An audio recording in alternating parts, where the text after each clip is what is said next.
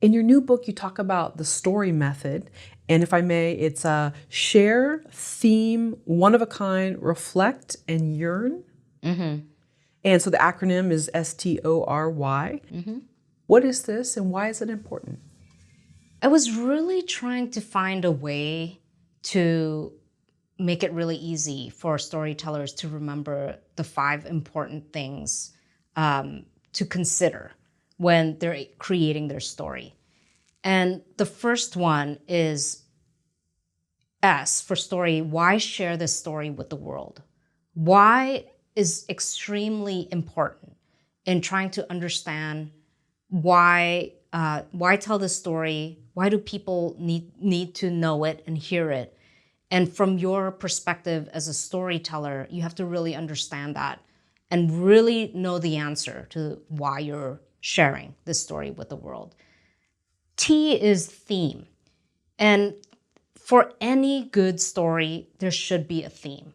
And this is really what your story is about. And when you think about, children's books and fables and fairy tales, some of your favorite ones, you might not know it, but there is a theme, a recurring theme that occurs throughout the story. And sometimes it's a lesson, a cautionary tale. It could be something that really puts a perspective on your life or someone else's life, but something that you can reflect upon your own life. But what is the story really about? It's not just about the plot of this happens to this character and this happens in the end. But the theme is really, what is this story about? Not in the sense of the plot, but in terms of the real meaning behind it. The O, one of a kind, is if you are going to share the story with the world, how is it unique? Can you place a twist upon it? Can you set it in a different environment? Can you have different characters? Can you tell that story in a different culture, in a different world, in a different time period, so that it feels fresh again? Because when you think about some of the really popular stories, the Shakespearean Romeo and Juliet, like there's all these different versions and ways that you can tell that story. So how can you make it feel fresh and relevant and unique and one of a kind? That's something that not only just in terms of like putting your own perspective or a twist on it, but perhaps the medium that you tell that story in. Can you make it into, an opera or, a children's book or, changing the tone? Can you make it into a mystery rather than a drama? All of these things to really make it feel one of a kind. R in the story method is reflect. And that's really questioning why you are the best person to tell that story. And it might not just be you as an individual. If it is your own personal project, yes, that is the question that you should ask. But if you're in a team or you're working for a company or a client, why are the company, the client, whoever you're working with, why are they the best people to tell that story? And so that reflection is really holding a mirror up on yourself, the storyteller, the creator, the one who's going to share this story with the world. You really have to understand why you should be the voice for it.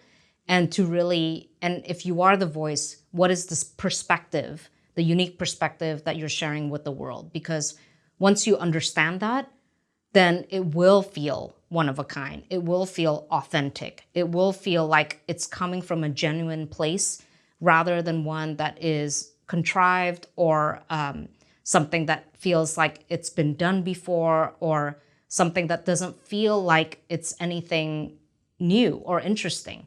So what is that different perspective that you can bring in as a storyteller and a creator to make it feel like there was no one else in the world who can tell that story better than you?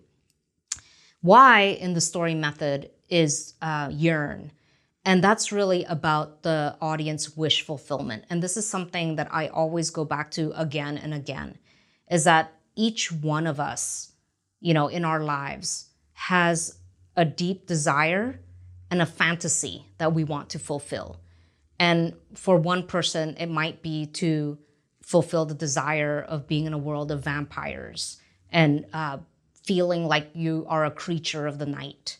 Another person might be having this wish fulfillment of like, what does it feel like to be a world famous musician? What kind of a lifestyle can I live by going into that world? Some people want to step into a fantastical world like Star Wars or Harry Potter, fictional worlds that are very, really expansive and large. And, what is that wish fulfillment for your particular audience member? It's all about understanding and respecting who your audience is and what you can not only, about meeting their expectations, but about meeting exceeding those expectations and really fulfilling on that guest promise. So when you think about creating an experience and, what to think about what your audience member, what your visitor would want to do in this place, you always think back to, well, what is their wish fulfillment? What is the thing that they aspire to do? What is it that they dream of doing when they think about this world and this place? And that's a really great place to start. We talked about earlier how you love to see the element of surprise on the children's faces. Mm-hmm. I'm sure adult children as well. And mm-hmm. It must be very exciting to see, the parents that it might be there for equal reasons because they want to attend. Yeah. And their element of surprise. Yeah, because, all of us have that inner child within us. And I think that when we create these immersive stories for children of all ages to experience, including adults, and the adults that never really grew up, you really have that, when you create that space to give them permission to be children again, to really let loose and play and engage and laugh and dance and do all the things that you can't do in your normal life, adult life. I think that we need more of that. We need more opportunities for people to really play again and to fulfill their childlike curiosity and to have that feeling of being adventurous again and to really expose yourselves to worlds and to people that are unfamiliar to you. I think that when we start living a life where we're more closed in rather than expanding our mindset and, exploring the world and meeting different people and experiencing what their lives can be like, that's something that I hope to do in a lot of the stories that I create. And whenever I experience someone else's story, I feel like I want to know more about the people and the world that that surround me. I feel like that's a way for us to better understand each other, to put ourselves in other people's shoes, to really think about the world through their eyes and through their perspectives, because only then can we have compassion for each other and empathy, and only then can we really have meaningful dialogue and conversation. So storytelling is a really great way for people to, connect with each other, even people that you've never met before from the other side of the world, right? So it's a bridge. It's a bridge from one person to another. It's a way for you to be able to share something that that doesn't cost anything really when you tell a story to someone else, right?